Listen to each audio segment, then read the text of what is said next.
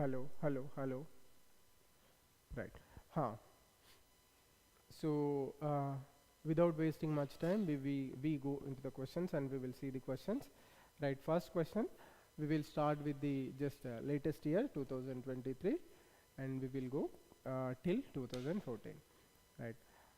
2023 questions first we will see. Right. Remember the change in the pattern that happened in the 2023 exams. So here also many questions were like that in the changed pattern. Change pattern means two new type of questions they have been reintroduced.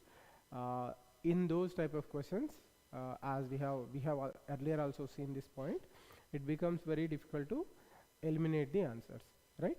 So first question is, consider the following statements.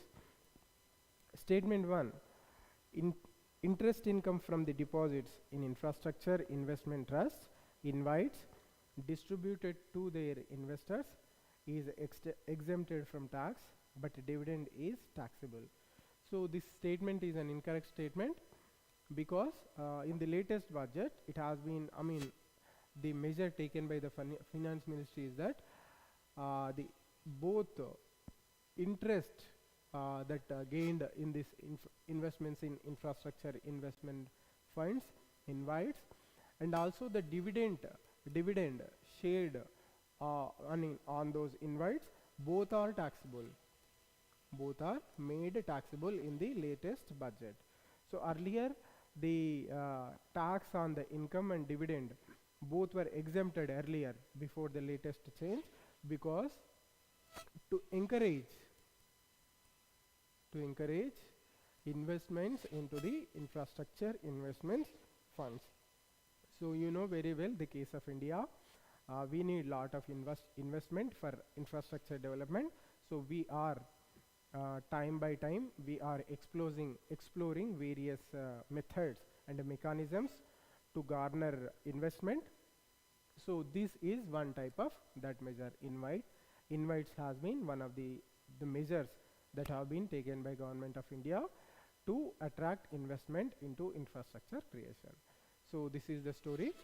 Second statement, invites are recognized as borrowers under the Securitization and Reconstruction of Financial Assets and Enforcement of Security Interest Act of 2002. So this is also a correct statement. The invites are recognized on the act that is in question. So it is a fact-based question. You should know some details, some in-depth knowledge you should have about invites. So both the statements are correct. Sorry, statement 1 is incorrect. We have seen that both the interest and the dividend shared on the invites are taxable. They are made taxable. So statement 1 is incorrect, but statement 2 is correct. So correct option is option D. Right. Next question. Question number 2. Consider the following statements. Statement 1. In the post-pandemic recent past, many central banks worldwide had carried out interest rate hikes. Yes, this is a correct statement. You should know, you should also be following the economic policy globally, especially the important countries like USA, European Union, etc. You should be following the those economic policy of those countries also. So this is a correct statement. Statement 2, central banks generally assume that they have the ability to counteract the rising consumer prices via monetary policy means. Yes, this is a correct statement. Central banks, one of their major, or we can say greatest tool in their hands is the monetary policy. In the monetary policy there are various measures they can take through the monetary policy, that is raising the interest rates, reducing the interest rates, changing the bank rate, etc.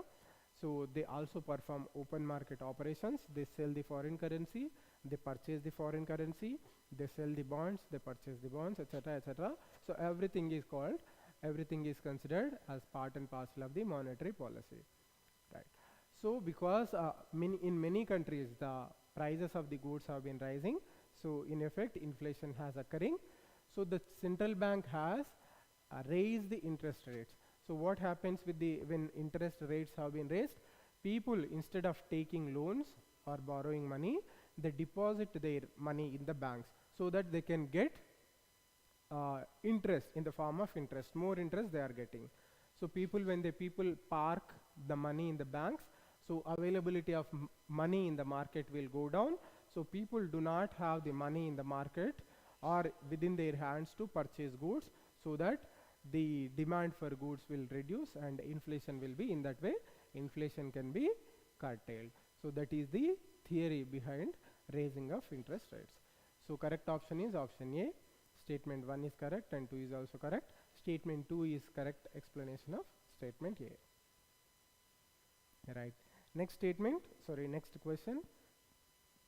Again, same type of question. Consider the following statements. Statement 1. Carbon markets are likely to be one of the most widespread tools in fight against climate change. Yes, this is a correct statement. Carbon markets are going to be the future in fighting the climate change. Next question. Carbon markets transfer resources from the private sector to the state. This is an incorrect statement. They do not transfer resources from private sector to state. The resources will stay within the ownership, within the ownership of the private sector only. They are not transferred to the state. So in this way you should be aware about the carbon market also, how all the things are happening. Right. So here correct option is option C. Statement 1 is correct, but statement 2 is incorrect. Next question, question number 4. Question is, which one of the following activates the Reserve Bank of India is considered to be part of sterilization? Which one of the following activities of the Reserve Bank of India is considered to be part of the sterilization? So sterilization is nothing but controlling the price rise, controlling the inflation, controlling the money supply. So that activity is known as sterilization, when Reserve Bank of India tries to control the price rise by reducing the money supply in the open market, then that is known as sterilization. So conducting open market operations to curtail the supply of money, that is known as sterilization. So that activity, reducing the supply of money in the market, it is part and parcel of conducting open market operations. So to curtail the money in the market, Reserve Bank of India can perform various activities, just like in the previous question also I have explained. It will sell the government bonds. People will purchase the government bonds. So people will, when they purchase the bonds will go to them and money will come to the Reserve Bank of India. In this way, money supply will be reduced in the market. Second thing is, it can raise interest rates. So when it raises interest rate, people will park money with the banks. So money supply will go down in the market. That will also control the interest rate. So etc. There can be many measures. It can raise the CRR ratio. It can raise the bank rate, etc. So all these measures can be. It can raise the repo rate. It can raise the reverse repo rate, etc. All these operations are part and parcel of open market operations. So correct option is this one. Right. Other three options like oversight of settlement of payment system, it is not considered as a sterilization, not part of sterilization. Debt and cash management for the central and state governments, this is not related to monetary functioning of the RBI of India. So this is not the function of the central bank. This is the function as it is a banker to the government. So these functions come under that role of Reserve Bank of India. It is a banker to the government. Next, option D, regulating the functions of non-banking financial institutions. So this is also incorrect. This role comes to the RBI. This role, in this role, it acts as a regulator to the other institutions like banks and non-banking financial institutions. So in this way, you should be aware about the various roles of the Reserve Bank of India. So it is the banker to the banks, other banks. It is a regulator, and it is also bank for the government. It is also bank of the government. So all these roles of the Reserve Bank of India you should be knowing. Next question, question number 5. Consider the following statements. Consider the following statements. Statement 1, government bond market. Statement 2, call money. Sorry, consider the following markets, the question itself. Government bond market, call money market, treasury bill market, and a stock market. How many of the above are included in the capital markets? So capital market, one classification that we can do about the capital market is when the investment is for more than 1 year, then it is known as capital market. So if the investment is less than 1 year, so it is called with an alternative name. So government bond market is part of call market because generally government bonds are for more than 1 year. So they are like for 366 days to like 10 years, 15 years, government bonds will be there. Government bonds will be there. So whenever same government bonds, they are for less than 1 year, like for 364 days, generally they will be, time period will be 364 days, 180, 179 days, 180 days, etc., etc. So when the government bonds itself, they themselves, if they are less than, the time period is less than 1 year, they are known as treasury bill market. So it is not a long-term investment. Call money market is specially a short-term market, right? So these two are not part of the capital market. Stock market, you know very well, it is one of the major components of the capital market in any country, right? So correct option is, only 2 options are correct, statement 1 and 4. These two markets are part and parcel of the capital markets, right? So here you should be aware, economics, you should be aware of these kind of markets also, bond market, etc., etc. So we can keep this question in the topic of money and banking, right? Right. Next question, question number 6. Question is, which one of the following best describes the concept of small farmer, large field? So various explanations have been given. So just other options, they have nothing but twisted options. So correct explanation for this is small farmer, large field. Many marginal farmers in an area organize themselves in groups, into groups, and synchronize and harmonize selected agricultural operations, right? So that is known as small farmer, large field area, right? So this is the correct explanation, right? Other explanations are there, like if you see the option, many marginal farmers in an area together make a contract with a corporate body and surrender their land to corporate body for a fixed term, for which the corporate body makes a payment of agreed amount. So this is known as contract farming. Option C is known as contract farming, right? If you see the option A, resettlement of a large number of people uprooted from their countries due to war. So this is nothing related to the concept small farmer, large field. So it is given something else, right? Next is option D. If you see, a company extends loans, technical knowledge, and material inputs to a member of small farmers in an area so that they produce agricultural commodity required by the company for its manufacturing process and commercial production.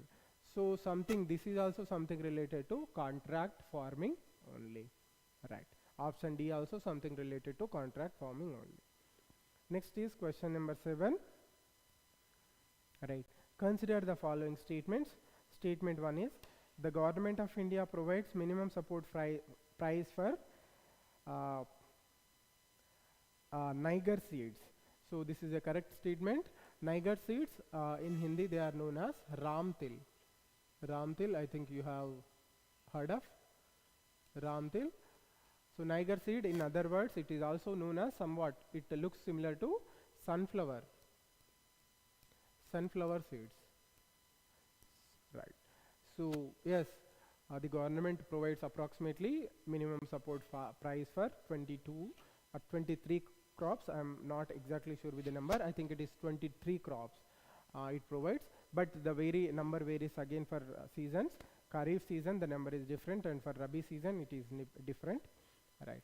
Second option, also remember all aspects related to MSP. There is a CSEP, and it will recommend the prices. The government, especially the finance ministry, it will approve generally it will approve the prices whatever that have been recommended by CACP.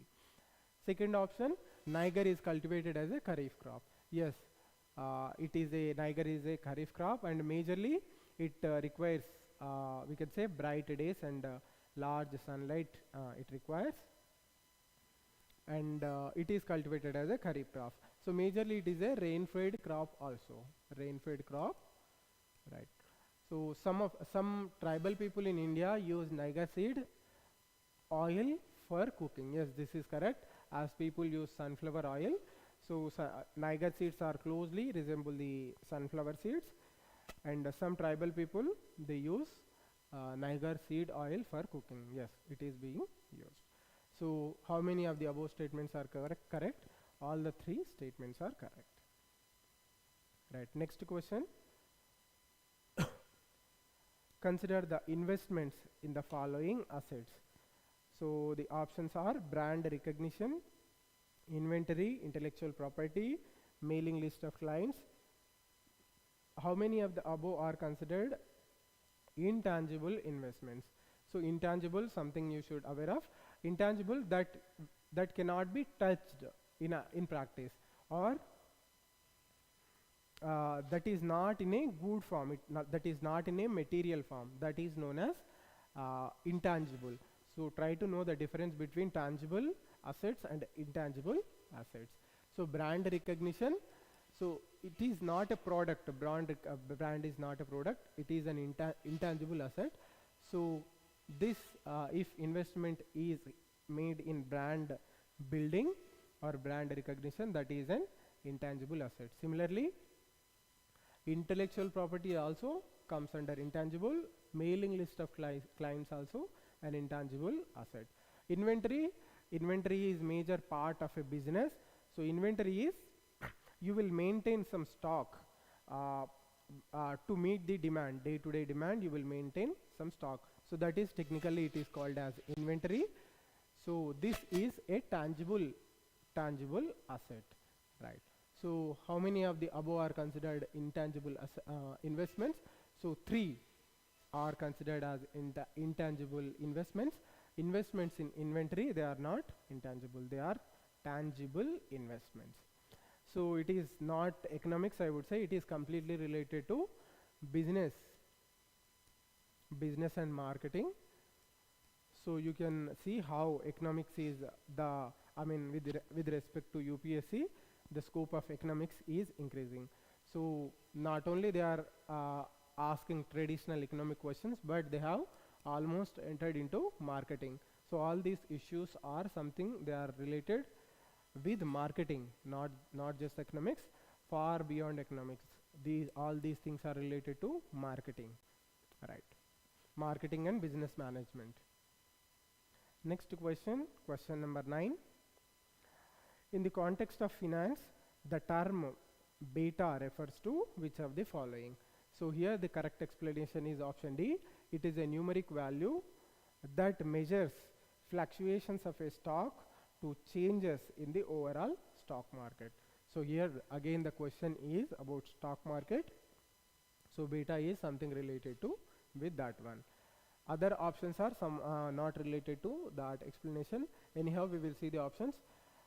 First option is option A, the process of simultaneous buying and selling of an asset from different platforms.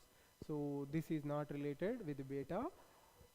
An investment strategy of a portfolio manager to balance risk versus reward. So this is also not related with beta. A typical systematic risk that arises where product hedging is not possible. So this is also not related with beta, right? So all these are correct with respect to stock market, but they are not exactly related with beta. Option D only related with beta. Right. Next question, question number 2. Sorry, 10. Question number 10. Very interesting. It is related with self-help groups. My favorite area, self-help groups, civil society organizations. Right. We will see self-help groups, SHGs. Program was originally initiated by the State Bank of India by providing microcredit to the financially deprived. Everything is correct except it is not initiated by State Bank of India. It is initiated by, I think, NABARD. NABARD also not directly involved, something with the combination of RBI and NABARD. The self-help groups program has been initiated with the both active cooperation of RBI and NABARD, right? Not the State Bank of India. So this statement is incorrect. Second statement, in an SHG, all members of a group take responsible for a loan that an individual member takes. Yes, this is a correct statement. So this the group itself acts as a security for the loan taken by a single person. Even the loan is taken by a single person, all the group will be responsible for that note. So actually the concept of SHG has been built with this philosophy only, because the poor people, especially in the hinterland rural area, they do not have assets so that they can put those assets as security and they can get the loans from the banks. That option is not there. So the relatively socially and economically backward people, especially economically backward people, they form into a group between 15 to 20 members. Generally it will be less than 20 only. So around between 10 and 20 people, they will form a group, and the group activity itself, right, there is a Pancha Sutra related to SHG groups. So when they follow these 5 rules strictly for some period of time, like 3 months, 6 months, there is a time period, then they will become eligible to get the loans. So even if a single member gets the loan, all the group will be responsible for it. So the group itself acts as a security for the loan given. So that is the concept behind the SHGs, and giving financial loans to them in small doses but multiple doses, right? So that is in that way the second statement becomes correct. Next, the regional rural banks and scheduled commercial banks support self-help groups. Yes, this is also correct statement. In fact, any bank is there near in that specific area, that bank will support the activities of the this self-help groups, right? So statement 2 and 3 are correct. Statement 1 is not correct. So how many of the statements are correct? Only 2 statements are correct, right? Next question, question number 11.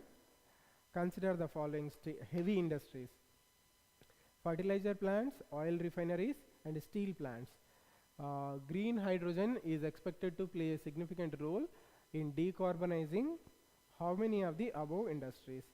So all the 3 industries, fertilizer plants, oil refineries, steel plants, in all these areas, green hydrogen is going to play a significant role by decarbonizing all the above industries. So all the 3 are correct. So relatively easy question, you can answer it easily. Next, question number 12, right? Question, consider the following statements. Statement 1, India accounts for 3.2% of the global exports of goods. So this is straight away incorrect. This number here, the examiner has changed the number. It is around 1.7%. India accounts for 1.7% of the global export of goods. If you see imports, there are around 2.5 to 2.7%, right? So that is the number for imports. So it is an incorrect statement. Statement 2, many local companies and some foreign companies operating in India have taken advantage of India's production linked incentive scheme? Yes, PLI scheme is the latest scheme in encouraging the manufacturing. Especially some sectors have been specially identified under the scheme.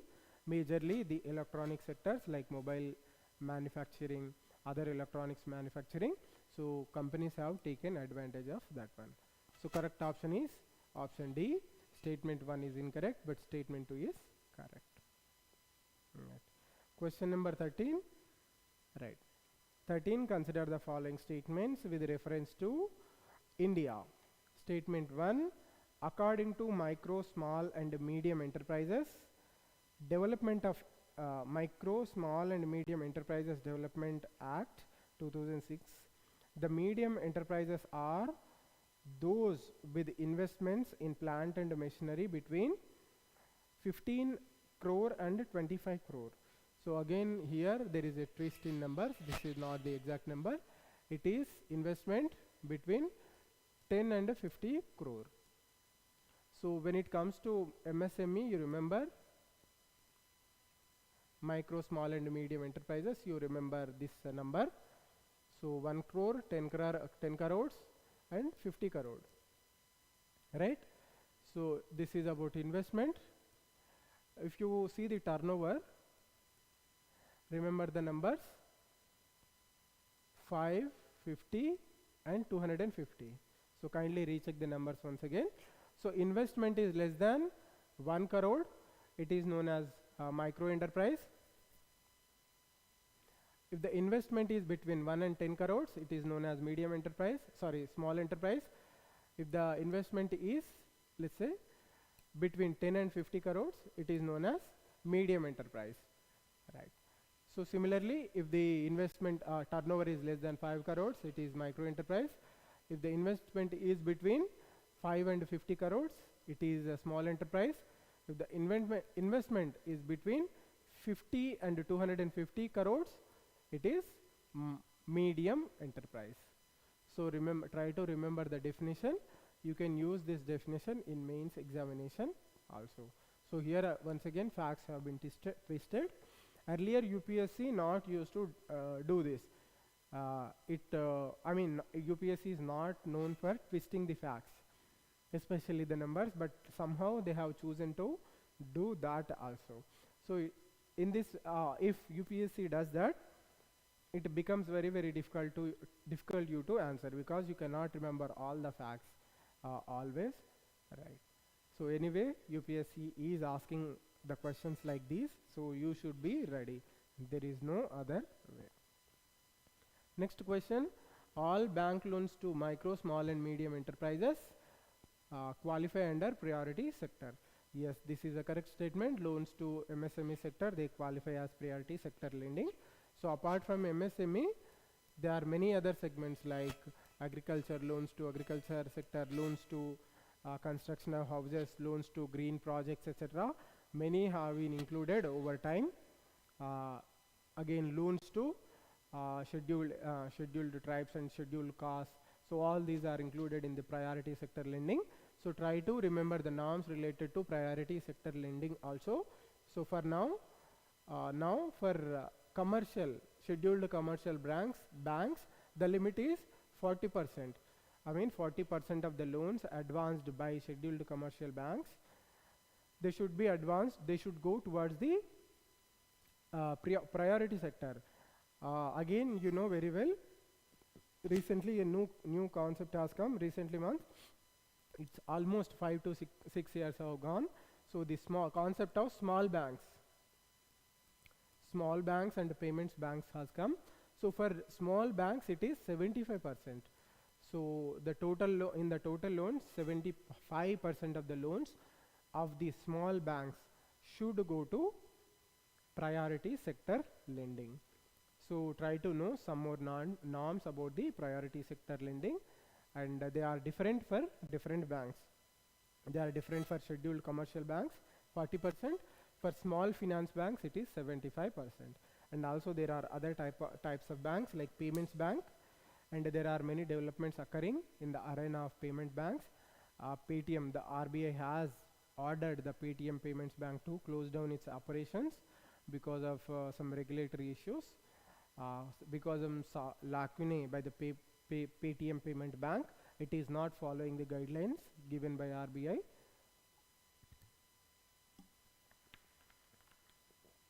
Similarly, some action has been taken by RBI over the just 10-15 days back on Kotak Mahindra Bank also, right?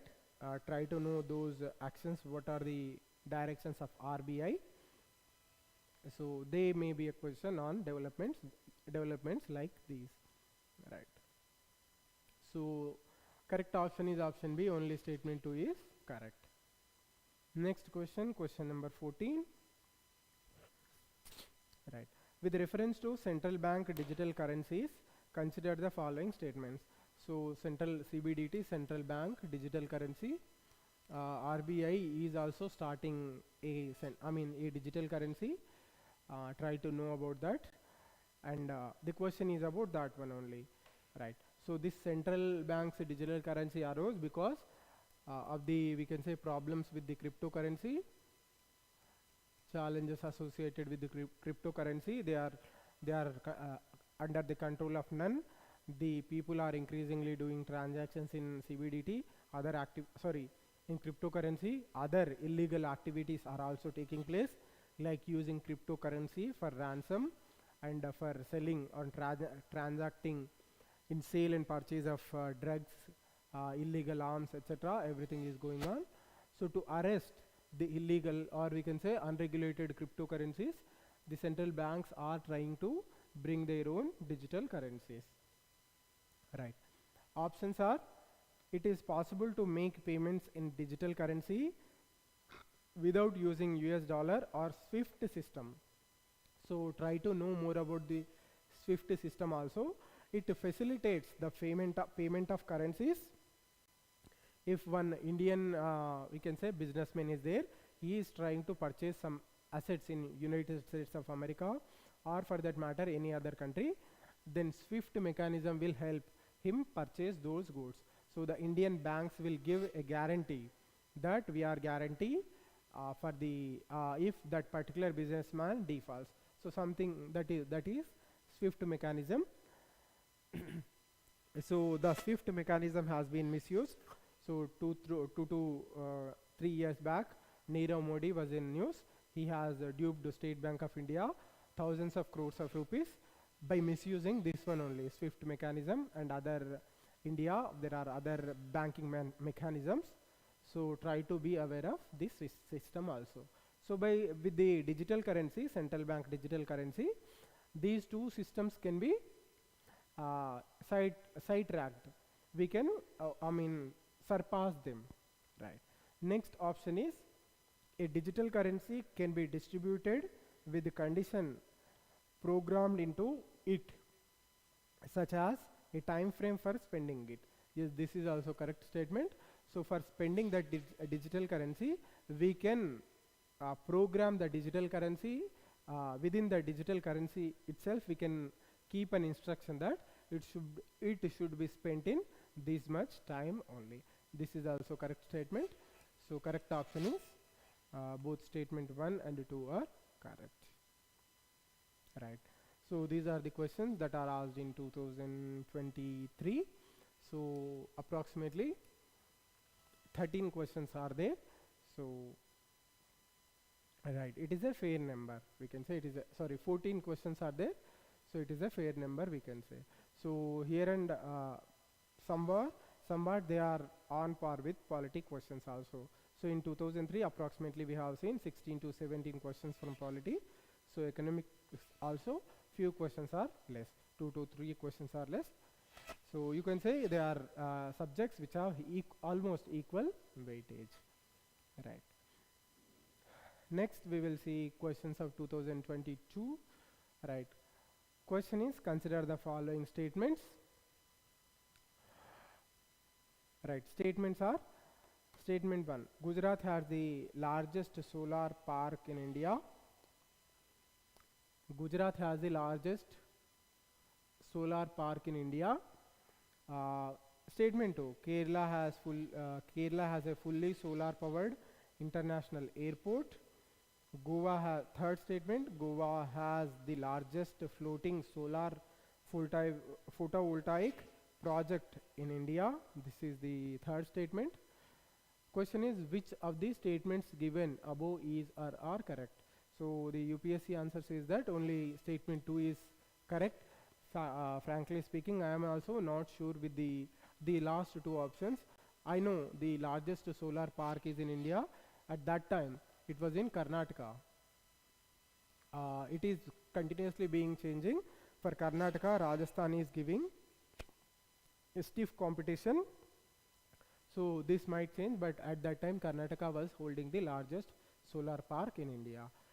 Right. So this is an incorrect statement. It is not Gujarat. Kerala has a fully solar powered international airport. So it is a kind of surprise option only. However, UPSC answer is saying that it is correct. Right. Next is Goa has the largest floating solar photovoltaic project in India. So this is also incorrect statement. So only statement 2 is correct, and statement 1 and 3 are incorrect. So we can say very difficult question to answer, very hard to guess also. So you should be in a position to answer questions like these also. Right. Next question. Consider the following statements. Statement 1. Tight monetary policy of US Federal Reserve could lead to capital flight. Yes. Tight monetary policy means nothing but the interest rates are very low. Interest rates in the US will become very low. So when the interest rates in the US will become low, the investors in USA don't want to invest or deposit their money in the banks of USA. So I mean, it is everybody's motive that they get some profit on their investments. So what they will do, they will invest their money into other countries. They bring their money into other countries where there is a liberal economic policy, which means there are more interest rates, such as countries like India, countries like Brazil, etc. They have better, at that time, during the time of 2022, they have a liberal monetary policy where interest rates are on higher side. So people from United States of United States of America, they are bringing their money to countries like India and Brazil, and they were investing there. So this statement is a correct statement. Statement 2. Capital flight may increase the interest cost of firms with existing external commercial borrowings. So this statement is also correct. Capital flight may increase the interest cost of firms with existing external commercial borrowings. Yes, this is also correct. So when capital flights, they need further capital. So in that way, they have to bring capital from other countries. So already they have external commercial borrowings. Again, they have to borrow from externally. So there the interest rates are high. So their cost will increase. Interest cost for them will definitely increase. So this statement is also correct. Third, devaluation of domestic currency decreases the currency risk associated with external commercial borrowings. So this is an incorrect statement. Actually, the inverse of this statement is correct. So it increases the risk of the domestic currency when devaluation takes place. So correct statement 3 is incorrect. Alright, correct option is option A. Statement 1 and 2 only correct. And next statement, statement 3. Consider the following statements. Statement 1. Statement 1, in India, credit rating agencies are regulated by Reserve Bank of India. So this is an incorrect statement. Credit rating agencies are supposed to be independent of anyone. So they should not be controlled by anyone. Then only they can, give the ratings properly. But definitely Reserve Bank of India will not regulate them. Statement 2, the rating agency popularly known as ICRA, is a public limited company. Yes, this is a correct statement. It is a public limited company. Third statement, Brickwork Ratings is an Indian credit rating agency. So this is also a correct statement. Brickwork is a Indian credit rating agency. So popularly, you know, internationally there are three major credit rating agencies. That is S&P, one Standard and Poor's. Other rating agencies are also there. Moody's. This is the another rating agency, and I think Fitch. These are the worldwide most famous rating agencies: Standard and Poor's, Moody's, and Fitch. So these rating agencies are in use when we talk about internationally. Especially they are based in United States of America. However, they give ratings to worldwide, to companies, to central banks, even to the credit rating to governments or countries also they will give. However, when it comes to India, ICRA, Brickwork rating, etc., some Indian companies or rating agencies are also there. So correct option is option B. Only 2 and 3 are correct. Statements 1 and 2 are 2 and 3 are correct. Next, this thing is about Banks Board Bureau. So it has been constituted, I think, 5 to 6 years banks to properly regulate the and especially to oversee the appointments to major public sector banks. The Banks Board Bureau has been created. So I think because of that reason the question has been asked. Right. Some controversy was also there because the former CAG, Vinod Rai, he has been appointed as a member of the Banks Board Bureau. So Constitution prescribes that the CAG shall not be eligible to any further public employment. So there was lot of hue and cry when Vinod Rai has been former CAG. Vinod Rai has been appointed as a member of the BBB. Right. So anyway, we will see the question. Question number 4. With reference to Banks Board Bureau, which of the following statements are correct? Right. Right. Statement 1 is the governor of RBI is the chairman of BBB. So this is an incorrect statement. Governor of RBI is not the chairman of BBB. So it will have its own chairman. BBB will have its own chairman. Next, statement 2. BBB recommends for the selection of heads of the public sector banks. Yes, this is a correct statement. To make transparent the process of appointment of heads to the central banks, public sector banks, this board has been created.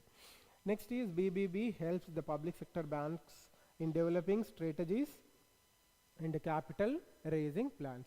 Yes, this is also one of the functions that have been given to the Banks Board Bureau. So correct option is option B.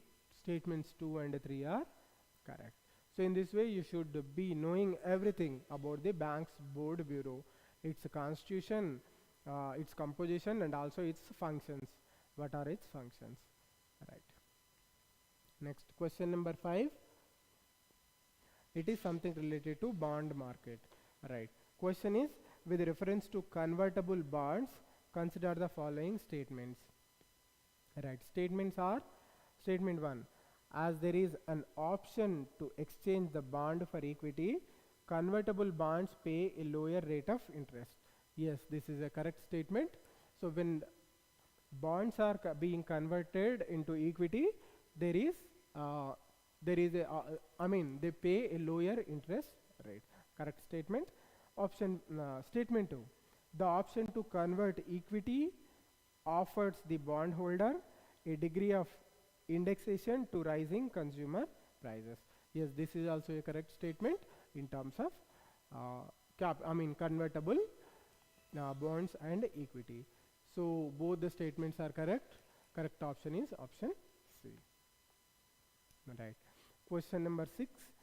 Question is, in India, which one of the following is responsible for maintaining price stability by controlling inflation? So very easy and straightforward question. It is the duty of the Reserve Bank of India to control inflation. It is the complete, the mandate has been given to Reserve Bank of India is controlling the inflation. So acceptable rate is 4. So tolerable ratio is 2%. So the responsibility of Reserve Bank of India to maintain the inflation within the range of 4 plus or minus 2. So this is one of the mandate given to Reserve Bank of India, right? Easy question, straightforward question. Next, question number 7. It is something related to non-fungible tokens. So this is also question from money and banking, right? Question is, with reference to non-fungible tokens, consider the following statements. Statement 1, they enable the digital representation of physical assets. Okay, they enable the digital representation of physical assets. Yes, this is a correct statement. Statement 2, they are unique cryptographic tokens that exist on a blockchain. Yes, this is also a correct statement. They are akin to cryptocurrencies with the help of blockchain. Third, they can be traded or exchanged at equivalency and therefore can be used as a medium of commercial transactions. So that is not correct with respect to non-fungible tokens. So statement 3 is incorrect. So correct option is option A. Only statement 1 and 2 are correct. So try to be aware of these kind of developments also. Non-fungible tokens, whenever they are in news, they may come in the examination. Right. Question number 8. Right. The question is, with reference to Indian economy, consider the following statements. Right. Statement 1, an increase in nominal effective exchange rate NER indicates the appreciation of rupee. So this is a correct statement. When there is an increase in the NER, nominal effective exchange rate, it indicates the appreciation of rupee. Statement 2, an increase in the real effective exchange rate indicates an improvement in the trade competitiveness. So this is an incorrect statement. Actually, it indicates the decline in the trade competitiveness. So that is the when here declines is the word, that becomes the correct statement. So this statement is incorrect. Third statement, an increasing trend in domestic inflation relative to inflation in other countries is likely to cause an increasing divergence between NER and RER. Yes, this is a correct statement. The inflation difference itself will define the relation between NER and RER in comparison to inflation in the other countries. So statement 3 is correct. So try to have a fair idea about what is meant by NER and what is meant by NER. Right. So correct option is option C. Only statement 1 and 3 are correct. Right. Next question. It is about something related to RBI only. Right. Question number 9. With reference to Indian economy, consider the following statements. Right. Statement 1. If the inflation is too high, Reserve Bank of India is likely to buy government securities. So this is an incorrect statement. Actually, the opposite of this will happen. When inflation is high, the Reserve Bank of India will sell the government bonds, government securities. So what happens when the Reserve Bank of India sells the government securities? Securities will go into the market. People will purchase the securities and they pay money to the Reserve Bank. So money will come to the Reserve Bank. So in this way, the money supply will be reduced in the market. That will help in controlling the inflation. Right. So this statement becomes incorrect. Statement 2, if rupee is rapidly depreciating, RBI is likely to sell dollars in the market. Yes, this is the correct statement. So when rupee rapidly depreciates, because when there is shortage of dollars in the market, so because of that rupee, we have to pay more rupees to purchase $1. So in this way, value of rupee is rapidly declining. So to arrest that, RBI will sell the dollars in the market. So with that, the dollar availability will increase in the market, then demand will reduce. Right. So that is the logic behind this one. So this statement is a correct one. Third statement, if interest rates in USA or European Union were to fall, that is likely to induce RBI to buy dollars. Yes, this is also a correct statement. Right. So if the interest rates are going to fall in USA or European Union, the RBI will be encouraged to buy more dollars. So this is a correct statement. So correct option is option D. Statements 2 and 3 are correct. Right. Next question, question number 10. Right. Question is, with reference to Indian economy, what are the advantages of inflation indexed bonds? What are the advantages of inflation indexed bonds? So statement 1, government can reduce the coupon rates on its borrowing by way of IBs. So this is a correct statement. Government can reduce the coupon rates by way of inflation indexed bonds. So the price of the bonds, inflation indexed bonds, it is associated or linked to inflation. Next statement, IBs provide protection to the investor from uncertainty regarding inflation. Yes, this is also a correct statement. Statement 3, the interest received as well as the capital gains on the IBs are not taxable. So this is an incorrect statement. Right. So the interest received and capital gains on the IBs are taxable. So here statement 2 and 1 and 2 only correct. Statement option A is incorrect. Right. Next question number 11. Right. So this is related to e-commerce companies. Right. Option 1, statement 1. Question with reference to foreign owned e-commerce firms operating in India. Best example is Amazon, Snapdeal, etc. Many companies are there. Which of the following statements is or are correct? Statement 1, they can sell their own goods in addition to offering their platforms as marketplaces. So this has been forbidden in India in the latest e-commerce rules. E-commerce rules have been came in, I think, 2019. New e-commerce rules have been brought in. So through that rules, the e-commerce platforms, foreign e-commerce platforms have been forbidden from selling their own goods. Right. Statement 2, the degree to which they can own big sellers on their platforms is also limited. Yes, this is a correct statement. So if this is Amazon, one thing is it cannot, strictly prohibited that it cannot sell its own goods. I mean Amazon branded goods it cannot sell. If we take the example of Amazon, that is completely forbidden. So there are some other companies which are selling their goods in the Amazon platform. So Amazon itself has some stake in these companies, has some share. So there is a limit on that share also. I think it is 20%, but please kindly check the number once again. They can only up to a 20% limited share only they can, the e-commerce company can hold in that particular company which is selling the goods in the particular platform. So all these measures have been taken to democratize the e-commerce platforms, so that the business e-commerce platform is accessible to everyone in the country. Right. So try to have an idea about the e-commerce rules in India also. So here statement 2 is only correct. To give an example, Amazon, along with Amazon, there is a company called Cloudtail India. Cloudtail India.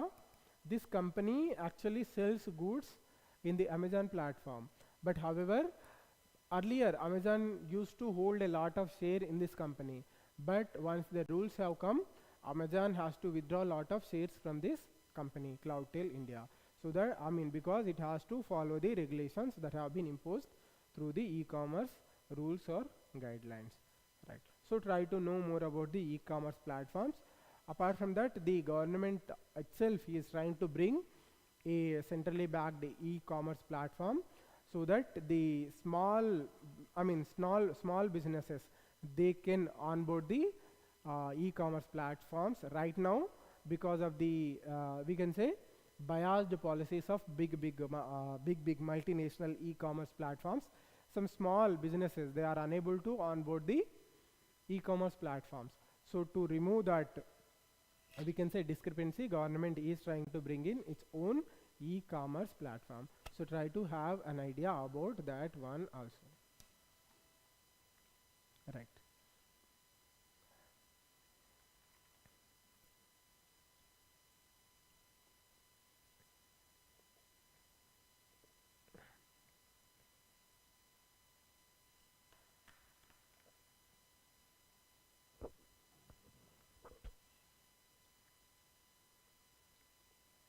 Right. So next question. Question number 12. Question number 12. Question number 12. Is there an audio problem?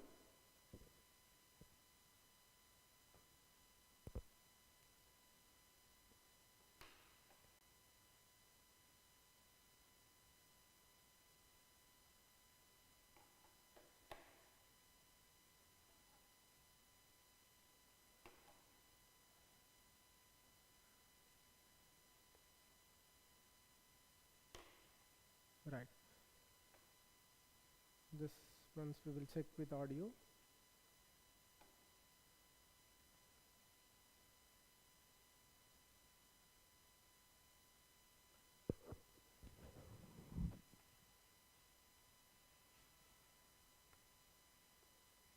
एक बार अंदर आ जाओ, message आ रहा है कि audio problem है कुछ.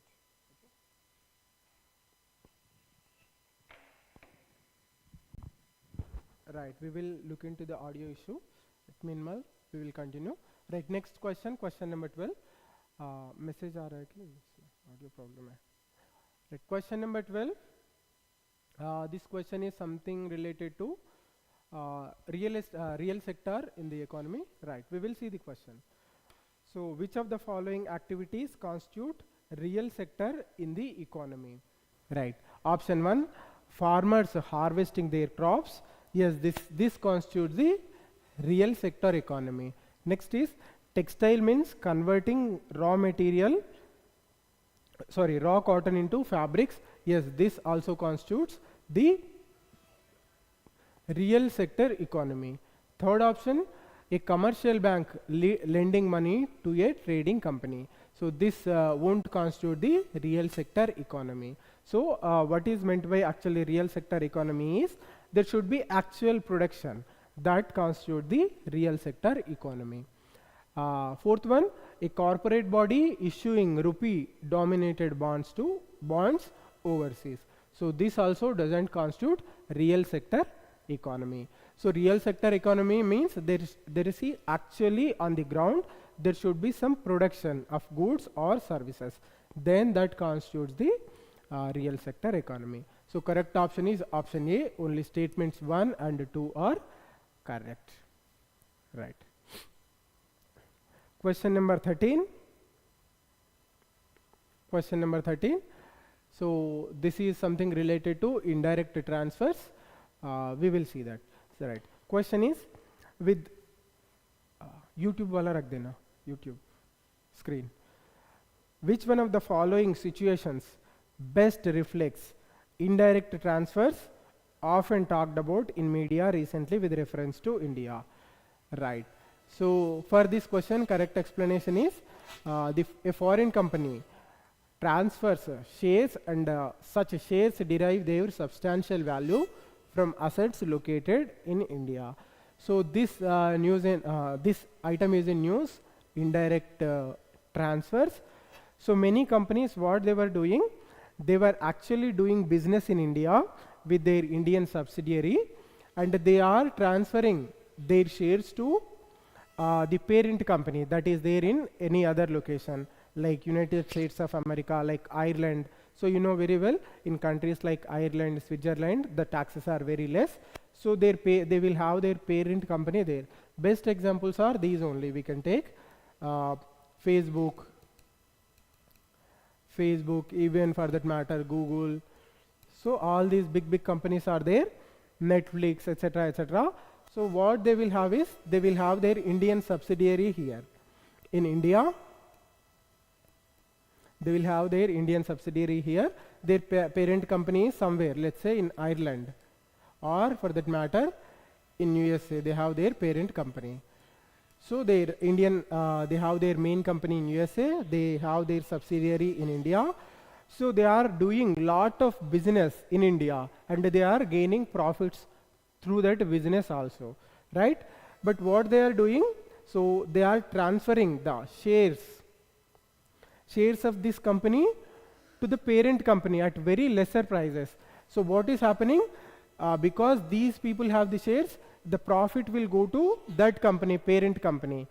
But what is the problem here? Here we are unable to tax those profits. The problem is we are unable to tax those profits. Though the companies, like many examples we can take, Google, Facebook, right? Netflix, companies like Netflix, Amazon, etc. All these companies, they are doing huge business in India, but we are unable to tax them properly because they are doing indirect transfers. So to overcome that, in the G20, G20 meetings will take place.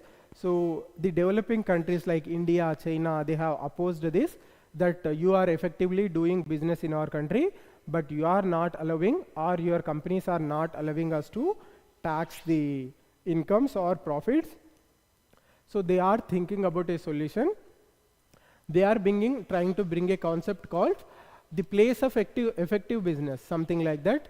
The place of effective business, or effective business activity, something like that. They are trying to bring in a concept. So they will apply this concept to each and every company. So the income will be taxed from where the profits have been, or the profits have been actually occurred. So the actual business is taking place in India. So through that business, if a particular company is getting profits, so those profits will be taxed in India only, right? So like that, there are many other issues are also there about the multinational companies. Somehow or the other, they just want to shift the profits without being taxed. So this is the problem with the multinational companies, especially for the developing countries like India. Other countries are also there, like Brazil, South Africa, even China. So we are trying to find out a solution for all these measures, right? So try to know about these kind of issues. Not only this becomes a topic for the prelims, for mains also, this becomes a very, very important topic, right? Next question. So for this, option D becomes the correct explanation, right? Next, question number 14. It is about question number 14. The question is, with reference to expenditure made by an organization or a company, which of the following statements is correct? So question is, with reference to the expenditure made by an organization or a company, which of the following statements is or are correct?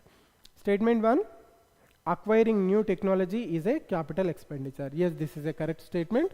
Acquiring technology is a capital expenditure. So once it is acquired, it is going to remain for a long time, right? Next is statement 2. Debt financing is considered capital expenditure, while equity financing is considered a revenue expenditure. So this is an incorrect statement.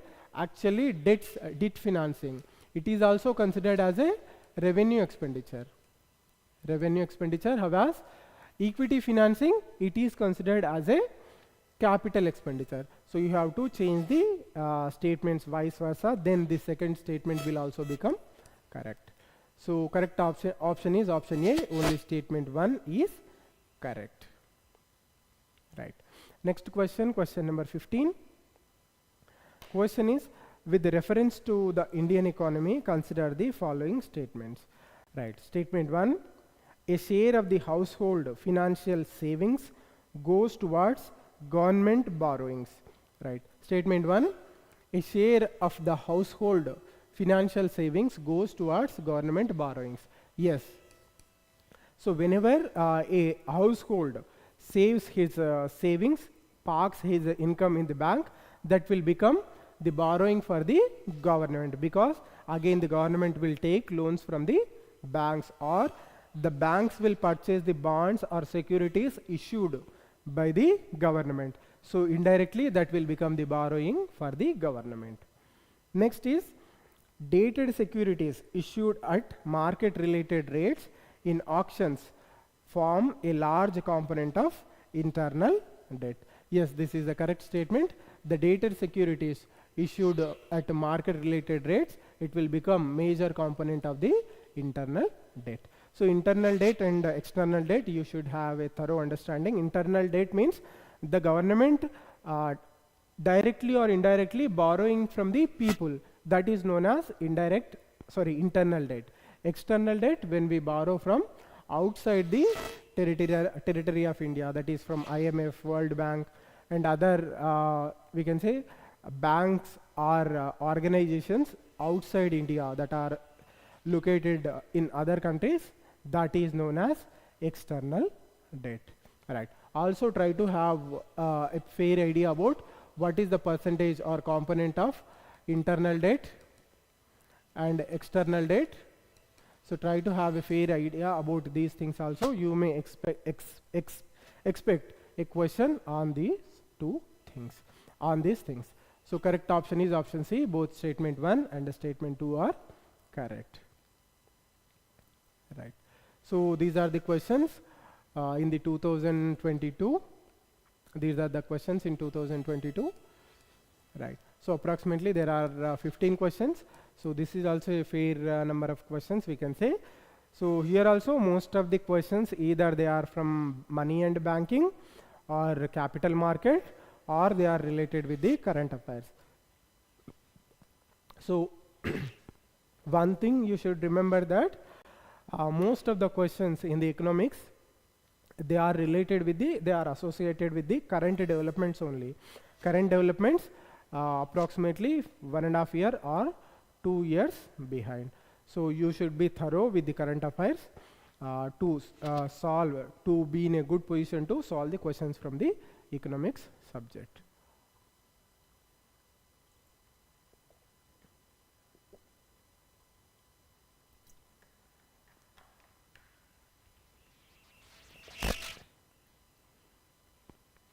Right.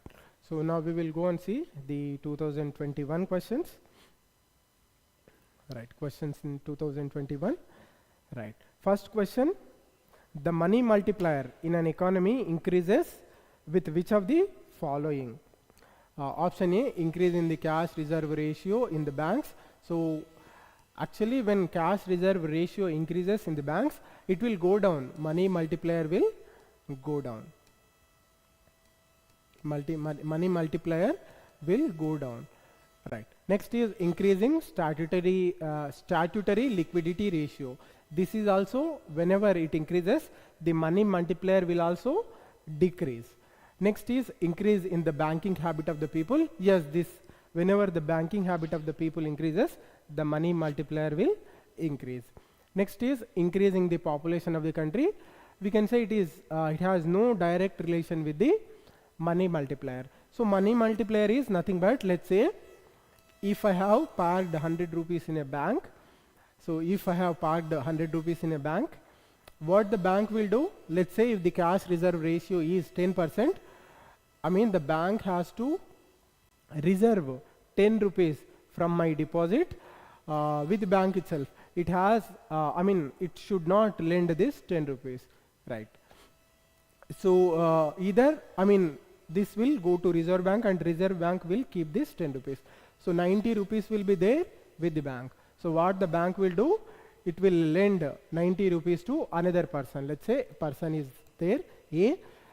So from the deposit I made from the 100 rupees, if the cash reserve ratio is 10%, 10 rupees will be reserved by the bank and the remaining 90 rupees it can lend to other people. So let's say 90 rupees have been lent by the bank to other people, I mean another person. So it is not sure that this person will take away this 90 rupees. Once this 90 rupees have been transferred to the account of this person, again this 90 rupees will become the deposit for the bank, right? Because this person is, even though he has taken loan, he is not withdrawing. Again, from this 90 rupees, 9 rupees will be kept aside by the bank as a cash reserve ratio, and again 81 rupees will be there with the bank, because this 81 rupees have been lent to another person. Let's say person B, he will have this money in his account. So when the money is there, whether it is in loan form also, that again will become deposit for the bank. So again it can lend this money to the another person. So this is actually known as money multiplier. So when cash reserve ratio increases, which means the bank has to increasingly reserve the money. Let's say if the cash reserve ratio is 20%, the person has to reserve the bank has to reserve 20% within the bank. So then the money multiplier chance will decrease. The bank will have less and less money to lend further. So it is not going to increase the money multiplier. Same thing will apply to statutory liquidity ratio also. So what is actually statutory liquidity ratio? See, certain ratio of deposit, it has to keep in the statutory assets like government bonds, treasury bills, etc., etc. So the bank is obliged to purchase or invest in the statutory assets only, that are the products, or we can say products of the government like securities, government bonds, treasury bills, etc. So when that also increases, the bank will have less and less money at its disposal to make the loans. So this will also not help the cause. This will not help in money multiplier. However, if banking habit of the people increases, more and more people will come forward and they will deposit their money in the bank, and they will not invest in the unproductive assets like land, gold, etc. So money will be increasingly parked in the banks. So when deposits are increasing the banks, many people are depositing their money in the banks, the money can further lend to other people. So in that way, the money multiplier will further increase. So in this way, this becomes the correct answer, right? So the increase in population, it is not directly, though the population in a country might increase, but it is we are not sure that all that people will deposit their money in the bank. That is, we are not sure of that. So correct option is option C, right? Next question number 2, right? So with reference to Indian economy, demand pull inflation can be caused or increased by which of the following? Demand pull inflation. So the inflation will be like two kinds, you know very well. One is cost push inflation. Inflation will rise because the prices of the inputs are increasing. That is known as cost push inflation. So the raw materials required for producing good, that prices of those raw materials is increasing. So that is one reason for increasing the price of goods. Second one is demand pull inflation. So there is lot of money in the hands of the people. So people want to buy goods. Because of that reason, demand for goods will increase. The goods will be less in circulation. So that at that time also the inflation will be rising. That is known as demand pull inflation. So first one is expansionary policy, or we can say conveniently we can read it as expansionary monetary policies. Expansionary monetary policy means the interest rates are very low. Interest rates are very low. So when interest rates are very low, people will come forward to borrow money. They do not want to park the money in the bank. So there will money supply in the market will be high. So when money supply is high in the market, people want to buy more and more goods because they have money. That will cause the demand pull inflation. So here what happens? Too much money will be chasing the too few goods. That will lead to demand pull inflation. Next is fiscal stimulus. Fiscal stimulus, what happens when fiscal stimulus is there? Government will invest, give incentives to people or companies by way of tax breaks, or it will give liberal loans to people or companies. Then also this will also increase the money in market, which again cause the increasing money supply in the market, which will lead to demand pull inflation. Next is inflation indexing wages. Inflation indexing wages. So the wages are linked to inflation. So when inflation rises, the wages of people will also increase. So it may not cause the inflation. So further, it will maintain whatever the difference is there. People's incomes will rise only to the amount that the increasing the inflation. So it will not further cause the increasing the demand. So it will, in fact, inflation indexed wages, they will try to keep the inflation at the same level, right? So this will not become an option. Next is higher purchasing power. So this will certainly, when purchasing power of the people increases, they want to purchase more and more goods and services. So this will definitely push the demand pull inflation. Next is rising interest rates.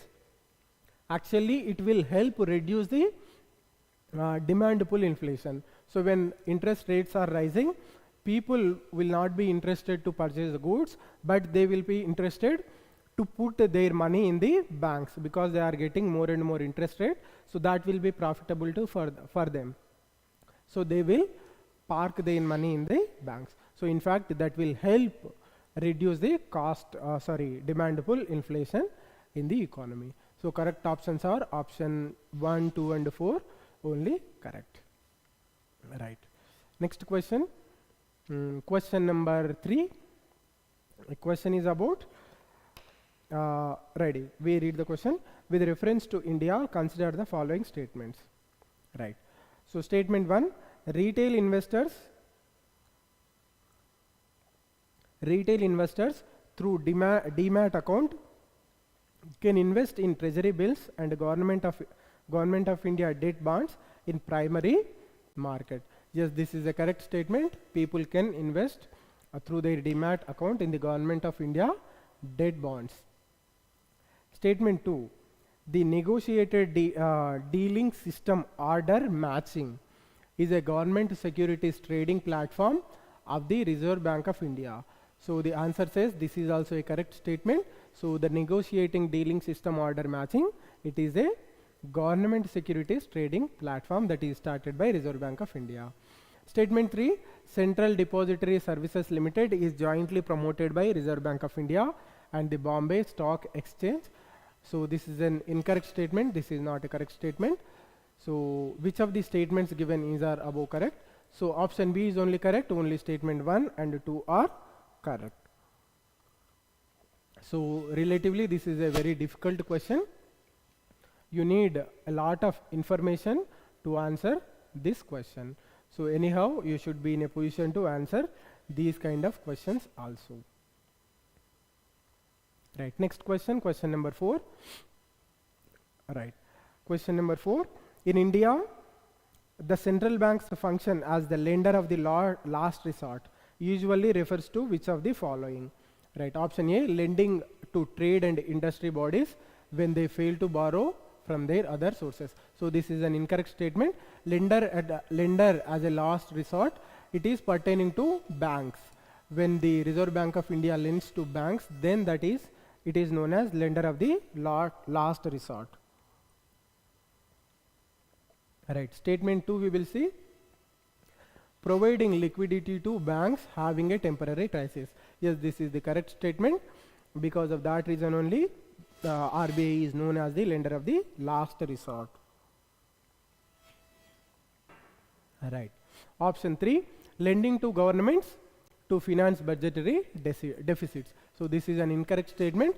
This is applicable I mean, when the RBI is serving the state and the central government, it will be called as the banker of the government. Banker of the government. So here only statement 2 is correct. Rest of the statements 1 and 3 are incorrect. So correct option is option B. Only statement 2 is correct. Next statement. Next question. Question number 5. Right. Question number 5. Consider the following statements. Again, it is about Reserve Bank of India only. The question is, the governor of the Reserve Bank of India is appointed by the central government. Yes, this is a correct statement. The Reserve Bank of the governor of the Reserve Bank is appointed by the government. Next is, certain provisions in the Constitution of India give the central government the right to issue directions to RBI in the public interest. So this is an incorrect statement. There are, I mean, the government can give certain instructions to the RBI, but it is not mentioned in the Constitution. There are acts like Reserve Bank of India Act itself is there. Next, there is a Banking Regulation Act. There are 2 acts. First is RBI Act. It is enacted, I think, 1942 something. I'm not sure about the year, but RBI Act is there, and the Banking Regulation Act is there. Banking Regulation Act. So it is enacted somewhere in the 1960s. So under these 2 acts, the government can give certain instructions or directions to the Reserve Bank of India, that too in the public interest. Right. So partially this statement is correct. However, if you remove this part, this becomes the correct statement. Right. So the government can give instructions under these 2 acts. Next is, the governor of the RBI draws his power from the RBI Act. Yes, this is a correct statement. The governor of RBI draws his power from the Reserve Bank of India Act. Right. So correct option is option C. Only statement 1 and 3 are correct. Right. Next question. Question number 6. It is about something related to employment in India. Question number 6. With reference to casual workers employed in India, consider the following statements. Right. Statement 1. All casual workers entitled for employees provident fund coverage. So this is an incorrect statement. All employees are not eligible for provident fund coverage. So employees, there is a limit, like if an organization or a company, it is having less than 20 employees, so statutorily it is not required to open provident fund accounts for the employees. So if an organization having more than 20 employees only, if it is having more than 20 employees only, then it has to open the accounts, provident fund accounts. Otherwise, it need not. Right. Second statement, all casual workers are entitled for a regular working hours and overtime payment. Yes, this is a correct statement. All workers are eligible, are entitled for regular working hours and entitlement of overtime payment. And other restrictions are also there for overtime, like the payment should be thrice the actual payment per an hour, and that too at any cost the overtime shall not be more than the 3 hours. So like that, there are conditions for overtime working also. So please try to have all the details relating to the labor codes. 4 labor codes. So they have not long, they have adapted not a much longer period. So recently, only 2 to 3 years back, they have been adopted 4 labor codes. They are still relevant. They are very important. So try to know more about the labor codes. So this statement is correct. Second statement. Third statement, the government can by notification specify that an establishment or industry shall pay wages only through its bank account. Yes, there is a particular act called Payment of Wages Act. Payment of Wages Act. So under this act, the government can make recommendations, or we can say directions. It can give directions to companies that the salaries can be only paid through bank account. So when the demonetization has happened during 2016, you know very well, demonetization has happened. There was a cash crunch in the economy. So companies were unable to pay the people in the cash, especially the daily wage laborers, etc., etc. The companies were unable to pay in cash. Then the government has directed them that they can be made, payments can also be made through checks, right? So that has been done by the government under this act only, Payment of Wages Act. So it has been enacted in something during 1950s. Again, I don't know the exact year of that act, but this particular act is there. Under that act, the government can make directions to the organizations to the mode of payments to, or mode of payment of wages to workers. So correct option is option B. Only statement 2 and 3 are correct. Right. Next question number 7. Right. So question is, which among the following steps is most likely to be taken at the time of economic recession? So economic recession, you know now, drastic reduction in the, we can say negative growth in the GDP for continuously 3 quarters. Then it is known as recession. Right. So we will see the options. Cut in tax rates accompanied by increase in interest rates. So this will not happen. Tax, when the GDP is growing down, actually increase, there is a chance that tax rates may be increased, but definitely there will not be increase in the interest rates. Interest rates will be further reduced to boost the economy, so that the investors or the entrepreneurs, so that they can borrow easy loans, they can take loans and they can start a new economic activity. Interest rates will be decreased, they will not be increased, right? So this statement becomes incorrect. Next is increase in expenditure on public projects. Yes, this will take place.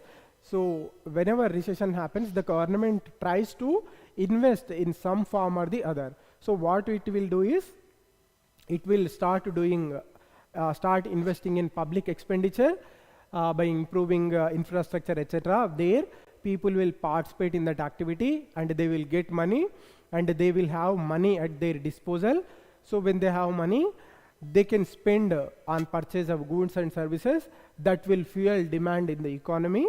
Then the economy can again take the path of positive growth rate. So that is the theory behind investing in public infrastructure whenever there is recession. So you know very well, between the 2 world wars, there was a Great Depression. Great Depression, especially in the United States of America and Europe also.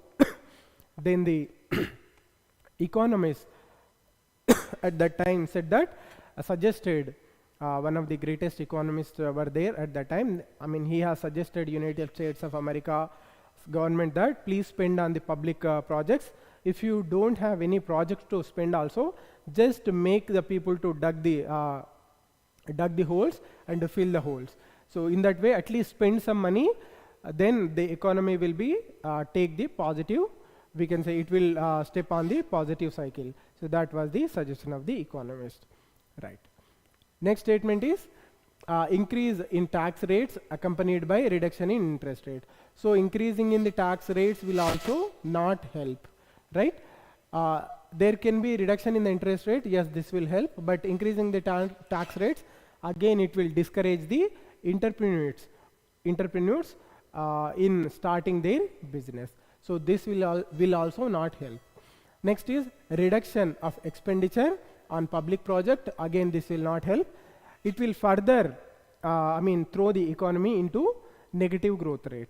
So correct option here is option B only. So this question is a completely conceptual question.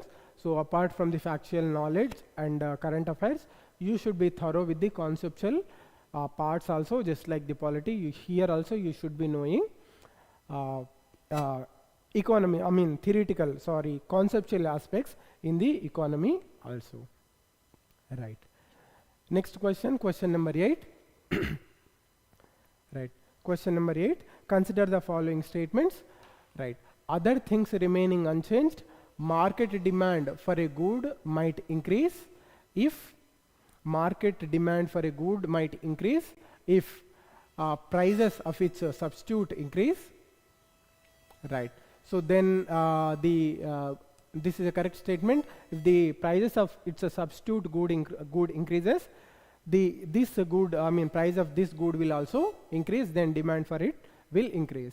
Sorry, if the price of substitute of its good increases, the demand for that good will increase. We will take an example and we will see this. Let's say there are two goods, that is tea and coffee. So let's say tea is the good in question. So we are talking about the demand for tea. So substitute good for tea is coffee. So coffee and tea, they serve the same purpose, almost same purpose. So let's say if the price of the substitute increases, let's say if the price of the substitute coffee increases, what people will do? People will go for tea because they cannot afford coffee because its price has been increased. So when the people are going for tea, its demand will increase. So statement 1 is correct. Next is price of its complement increase. Price of its complement increase. So this is incorrect. Price of its complement will decline. Right. Price of its complement will decline. Next is the good is an inferior good and the income of the consumers increases. The good is an inferior good and the income of the consumers increases. So then what happens? One side, the consumers' income is increasing, their salaries are increasing, income is increasing, and that particular good is inferior good. So if we take the same case of coffee and tea only, so tea, so I'm just taking an example, coffee will be seen as a superior good to tea. So let's say a consumer is there, before he was consuming tea, now his income has increased. He got a job and his income has increased. Right? He got a job and he has money at disposal. So compared to coffee, tea is an inferior good. So that person definitely will shift to coffee. Then demand for this good will go down. Right? So this statement is also incorrect. At that time, the demand will not increase. The demand will decrease. Next is its price falls. So let's say the price of the tea has fallen. Then people will increasingly go for tea. Let's say today the price of tea is 10 rupees and tomorrow let's say it has gone down to 8 rupees or 7 rupees or for that matter 6 rupees. Then people will definitely go for tea. In that way its demand will increase. So option 4 is also correct. So here option A is correct, only statements 1 and 4 are correct, 2 and 3 are correct. So this is also a classic, this is entirely a classic economics, entirely related with demand and supply. Demand and supply. It comes in macroeconomics. So you should be here and now and then you should be ready for the questions from the macroeconomics also. Majority of the questions we will get from macroeconomics only, things like banking, inflation, etc. But some now and then UPSC will also ask questions from microeconomics. So you should be ready for this one also. Right. Next question, question number 9. Right. So this is about urban cooperative banks. Right. The question is, with reference to urban cooperative banks in India, consider the following statements. Statement 1, they are supervised and regulated by local boards set up by the state governments. So this is an incorrect statement. Right. So this is an incorrect statement. They are not supervised by the state governments. There is another mechanism under the RBI itself. There is a separate mechanism for regulating the urban cooperative banks of India. There is a directorate of cooperative banking, something like, there is an office called like that, the directorate of cooperative banks, something like that. That will oversee the regulatory aspects related to urban cooperative banks. Next statement, they can issue equity shares and preference shares. Yes, they can do this. Next statement, they were brought under the purview of the Banking Regulation Act 1949. through amendment in 1966. Yes, this is also correct. So because at that time there was lot many things were happening with the regulation of the urban cooperative banks. So because of that reason they have been brought under the Banking Regulation Act. So statements 2 and 3 are correct. Statement 1 is incorrect. Right. Next question, question number 10. Again it is about bonds and yields, something related to bonds and yields. Right. Indian government bond yields are influenced by which of the following? Right. Statement 1, actions of United States Federal Reserve. Yes, actions of the United Nations Fed Reserve, their actions are increasingly influence our government bond yields. Statement 2, actions of the Reserve Bank of India. Yes, this will also influence. Inflation and short-term interest rates. Yes, they will also influence the yields of the government bonds. So relatively easy question. If you if you don't know the answer also, by reading the options, you can come to a conclusion that yes, they will certainly up to 90-95% they will influence the yields of the government bonds. So correct option is option D. 1, 2, 3. All the statements are correct. Right. Next question, question number 11. Right. Consider the following statements. The statements are foreign currency convertible bonds, foreign institutional investment with certain conditions, global depository receipts, non-resident external deposits. Which of the above can be included in the foreign direct investment? So the non-resident external deposits, they are not considered as a foreign direct investment. Let's say the Indians, they are residing for more than 180 days in outside the country, for example, United States, Europe, etc.